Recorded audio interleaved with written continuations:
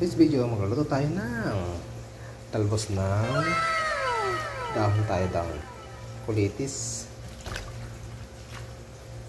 saluyot, and alugbati. Ayan. Ayan, gigisa na pala ako. Gigisa, masunugan yata ako. Ayun. A few minutes later. Nako, ito siya.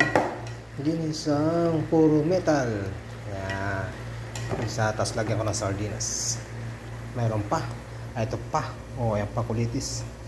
Malit yata yung kaldero. Ito ng sardinas. Baon para bukas. Ayan. Ginigisa ko muna siya. Ginigisa, tapos lalagyan ko. Pagka na-anuhan na ng mantika, ayan. Lalagyan ko na siya ng sardinas. Okay. Sardinas. Ayan. Yan. Baon ko bukas yan.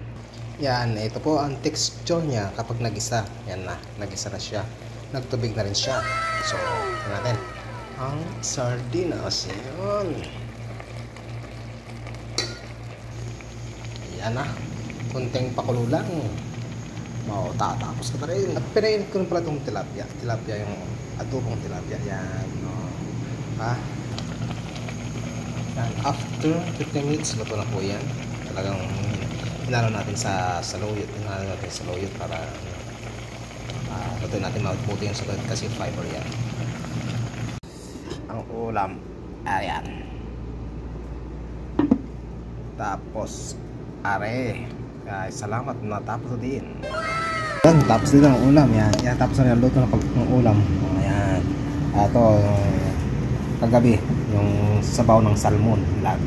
Sinigang. Sige, pag-pray. Bago tayo kain, pag-pray muna natin.